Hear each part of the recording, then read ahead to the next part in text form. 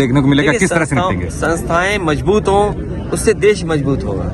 संस्थाएं निष्पक्ष होंगी तो संस्थाओं के प्रति जनता का भरोसा बढ़ेगा, और वो संस्था चाहे ईडी हो, सीबीआई, इनकम टैक्स हो, और चाहे हमारी प्रेस हो, अगर इस संस्था को और मजबूत करेंगे तो अंततः जनता और देश को लाभ पहुंचेगा। अभी सुनने में आया है कि बीजेपी एक नेता दलित समाज में दलित माता के यहाँ खाना खाने गए, मिनरल वाटर से लेकर के सब बाहर से मंगाया। बताओ, ये दलित क्या भोज दें खाना? ये धोखा देना नहीं है क्या? आप खाना बाहर से मंगा रहे हो, बर्तन बाहर से मंगा रहे हो, तो ये बीजेपी के लोग झूठे हैं, इनसे बच के रहो। 3 करोड़ की संपत्ति जब्त की है। देखिए, ये मामले चलते हैं। नेताजी, हम पर भी सीबीआई और इन सब की जांच हुई, कांग्रेस ने जांच कराई थी। आज बीजेपी की सरकार है, पहले कांग्रेस जांच करा दी थी, अब बीजेपी जांच करा रही है। तो ये जांच इसलिए की जा रही है जिससे कोई बदनाम हो जाए। लेकिन जो यंग इंडिया कंपनी, उसमें तो 38% कम से कम ये राहुल और सोनिया जी के कानून के उल्लंघन नहीं होना चाहिए, क्योंकि कानून का उल्लंघन हम लोग करेंगे तो इस तरह की चीजों को फेस करना पड़ेगा। कानून सबके लिए बराबर है और कानून से ही चलना चाहिए। अगर कानून में कोई गलती है, कानून ऐसा है कि हम दे सकते हैं, तो दोनों पक्ष की बात तो सुननी पड़ेगी। हर चुनाव में सरकारी संस्थाओं का दुरुपयोग आपने खुद देखा है। 2024 में तो उन्होंने ठेका बदल करके अपने ही किसी चेले को ठेका दे दिया, और ठेका पहले था शाहपुर जी पालन जी से, देश की बड़ी कंपनी थी, उससे ठेका छीन कर किसी अपने चेले को दे दिया। अध्यक्ष जी, विधानसभा चुनाव में देखने को मिला कांग्रेस और समाजवादी पार्टी के बीच में रहा। 2024 में इंडिया गठबंधन बना रहेगा या किस तरह की रात देखने को और मिलेगी? किसी के इमोशन का फायदा लेकर के किसी दल को ब्लैकमेल नहीं करना चाहिए, और अभी समय बीजेपी को हराने का है। बीजेपी दल को रोकने का है, दल बनाने का नहीं है, पार्टी बनाने का समय नहीं है। पार्टी तो आप बाद में बना लेना, पहले बीजेपी रोक लो।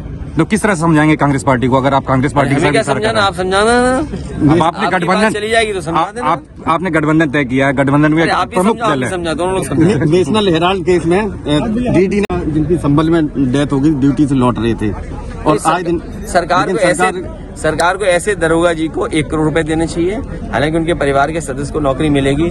जब मुख्यमंत्री जी के ऑफिस में उनके ही ओएसडी की जान गई है जानवर के टकराने से, पुलिस के तमाम लोगों की जान गई है, आम जनता की जान गई है। पहले कोई दिन नहीं जा रहा जिस दिन जान न जा रही हो। तो सरकार को सोचना चाहिए, 1000 करोड़ रुपए खर्च कर रहे हैं आप उत्तर प्रदेश में, गरीबों को सांड से नहीं बचा पा रहे हैं, किसान को सांड से नहीं बचा पा रहे हैं, बच्चे घबराए हुए हैं कि स्कूल कैसे जाएं, सांड सड़कों पे दिखाई दे रहे हैं, और कई बार तो सांड खुले घूम रहे हैं आजाद, और जैसे ही रात होती है पूरी सड़क घेर लेते हैं वो लोग। क्या आप निकलोगे कहाँ से?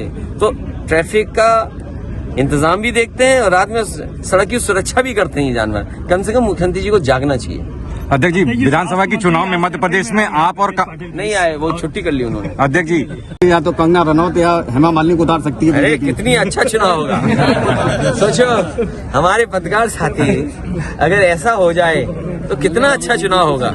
अच्छा, इतना शानदार चुनाव होगा कि बीजेपी को वोट ढूंढने पड़ेंगे कि वोट कहाँ मिलेंगे, और देखने वाले तो आएंगे ना लोग।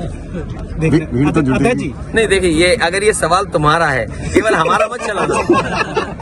देखिए, ये पत्रकार साथी इतने समझदार हैं कि सवाल पूछ करके अपनी आवाज दबा देंगे, जो गलत आप कह दोगे वो चलेगा। तो मैं अपने पत्रकार साथी से कहूंगा, अगर ऐसा चुनाव होगा तो बड़ा शानदार और ऐतिहासिक चुनाव होगा। राष्ट्रीय अध्यक्ष जी, लगातार इस बहाने वो सैफई और इटावा का विकास देख लेंगे। राष्ट्रीय अध्यक्ष जी, आपका तो समाजवादियों का बहुत बड़ा देश है, लेकिन ये संकुचित जिनसे गठबंधन किया है, हर जगह संकुचित बात करते हैं। मैंने इसीलिए कहा कि समाजवादी पार्टी का प्रयास है कि बीजेपी को रोका जाए, और बीजेपी को रोकने के लिए समाजवादियों का साथ देना चाहिए, जो भी बीजेपी को रोकना चाहते हैं। अभी रणनीति ये बननी चाहिए कि बीजेपी का मुकाबला कैसे हो।